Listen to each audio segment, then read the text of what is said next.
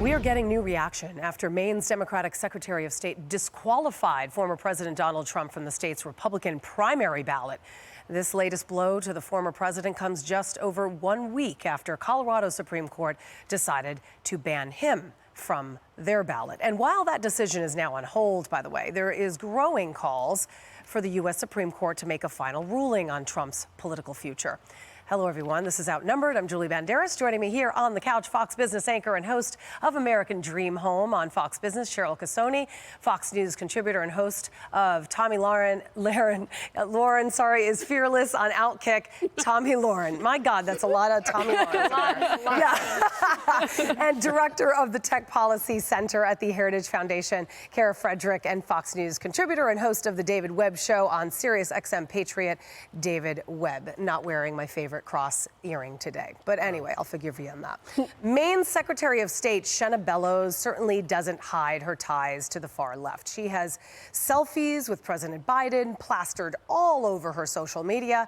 She's also previously served as the executive director of the ACLU and was an outspoken supporter of Trump's second impeachment.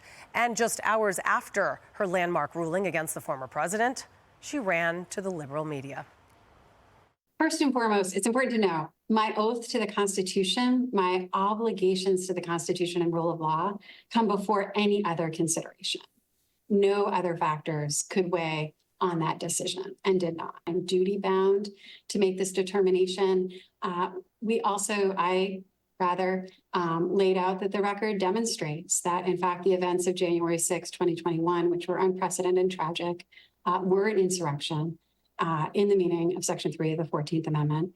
And finally, in reviewing the facts presented, the evidence, the law, the history, we determined under Section 3 of the 14th Amendment that Mr. Trump engaged in insurrection and therefore was disqualified. And earlier this morning, Bellows doubled down on her decision, and she dodged questions when asked if her ruling would silence voters. Watch. In terms of the criticism that your decision takes away the right for voters to have their voice heard, do you believe that's a valid concern? Again, my first and foremost obligation is my oath to uphold the Constitution and the rule of law. Every state is different. My obligation and duty, my sole consideration, is my oath to uphold the Constitution. Chad Pergram joins us now with more reaction to this latest decision. Hey, Chad. Julie, good afternoon. Maine Secretary of State Shenna Bellows said that former President Trump was aware of what was termed the tinder surrounding the presidential election. Bellows contends Mr. Trump, quote, chose to light the match, which triggered the riot. But it's unclear if the 14th Amendment was designed for this. The people that framed that and wrote that knew exactly what an insurrection or rebellion was, and that was the Civil War, where 600,000 American citizens died fighting each other. The drafters of this and the people that then ratified it in all the states, I think is just an absolute ludicrous legal joke. Some political adversaries of the former president are coming to his defense. It really opens up Pandora's box. I don't think that this ultimately will be legally sustained by the U.S. Supreme Court, but I do think that this is going to be a constant throughout the election year where there's going to be different parts of these legal cases that are going to be front and center.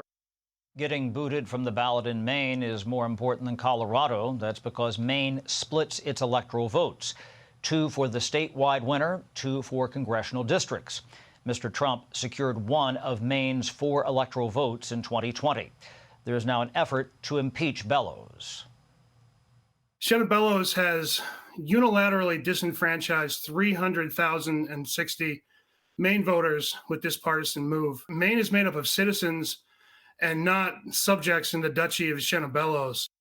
Democratic Maine Representative Jared Golden says he voted to impeach the former president following the riot. But Golden says Mr. Trump should be allowed on the ballot unless he is found guilty of insurrection. Julie? All right, Chad Pergram, thank you so much. It is quite, it seems, unconstitutional, Lauren. I mean, if you look at these actual states that are deciding to convict the president, he hasn't even been charged yet, right? The former president on insurrection. They're the judge and the jury. Is that how this works now? I feel like this is also a lot of attention grabbing. They know that they're going to get their 15 minutes of fame. They know they're going to be able to parade around on all the liberal leftist networks and feel like they've really done something. As Governor Ron DeSantis said, these probably are not going to be upheld. They're not going to pass legal muster. The Supreme Court is going to have to act, and I think that they well know this. It's more about getting their 15 minutes of fame. We know that others have run on that pledge to get Trump, so they feel like they have to satisfy that itch and that urge with their Trump derangement syndrome. And also they have to keep Trump's legal issues at the top of mind because they don't want to talk about Joe Biden's dismal poll numbers, his dismal economy. They don't want to talk about the thousands of illegal immigrants that are flooding in to our cities and states each and every single day. They would rather talk about Trump because that's easier than talking about the mess they've created. So they get their 15 minutes of fame. They soak up all the headlines. So it seems like it's a problem for Democrats, but really they're manipulating the whole process. You know, Ron DeSantis made a very good point, basically calling out this double standard and saying that this is a Pandora's box. What if a Republican were to come out and simply say, because, you know, our current president is undergoing an impeachment inquiry at the time. What if a Republican leader in any state, you name it, decides we're going to take Biden off of the ballot? They wouldn't be able to do that. And if they did, there would be a huge outcry. But when it happens to a former president who happens to be a Republican, who obviously has some issues in the court system, it's a different story. Yeah, and think about Wisconsin during Scott Walker's time. They took over the state house. They did millions of dollars of damage. Yeah. That's what would happen if, say, in Texas, they took Biden off the ballot. That's what would happen in any red state like Florida.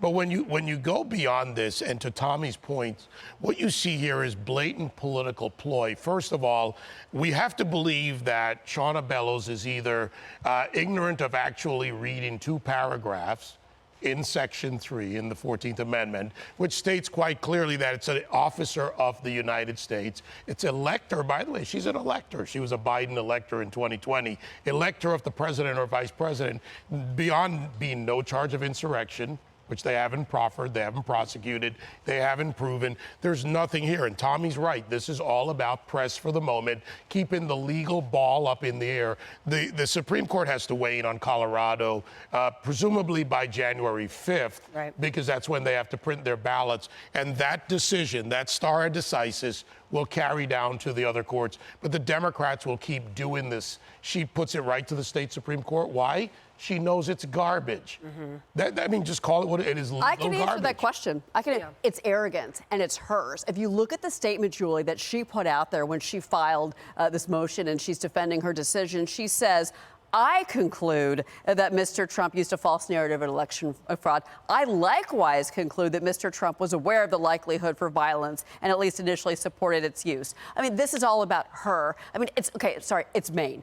She's out of her league. She's out of her lane. It's definitely going to the Supreme Court. They're going to strike this down. There's no way they can't legally. And by the way, that amendment that she's citing in this, you mentioned how ludicrous it is. 1868, guys. This is when this was put in the Constitution. The 14th Amendment. Basically, it barred those who had sworn up to the Constitution from holding office if they engaged in insurrection. Pretty sure Donald Trump was not either charged or convicted of insurrection. Well, and this was also put in Section 3 because it would cover Confederate officials who wanted to. Yeah, exactly. And I'm pretty sure that Trump wasn't around back then. I don't know. Well, in their minds, he was the Confederate president. Right. But this is also about fear and loathing. The American people have to fear dictatorship, autocracy, the rise of white supremacy. They're basically caricaturing Trump, but not just Trump. The entire nation, they're saying half of you, just to use that number, are this caricature. Right. Well, so and I want to talk about the Supreme Court. They've got till January 5th to essentially come out and put, so this is on pause. The Colorado GOP has appealed. Now you've got you've got Colorado, you've got Michigan, and now Maine. The Supreme Court needs to get in and quick. Yeah, and I think they will. But it shouldn't have to be the backstop against these imperious bureaucrats who are trying to, frankly, disenfranchise the people. Because that's what they're doing. As you said, it is arrogance. It is this particular woman who used to be the executive director of the ACLU saying, I believe, me, I. And it follows that specific trend, right? Like, we know what's best for you. We elites know what's best for half of the American people. We at Twitter don't want you to see the Hunter Biden laptop story, because if you guys get that information, you might make the wrong decision. That is a trend. That is what we're seeing over and over again. And it has to be stopped, because we believe in the rule of law here in America, not the rule of one woman who thinks she knows what's best for us. Yeah. Hey everyone, I'm Emily Campagno. Catch me and my co-hosts Harris Faulkner and Kaylee McEnany on Outnumbered every weekday at 12 p.m. Eastern, or set your DVR. Also, don't forget to subscribe to the Fox News YouTube page for daily highlights.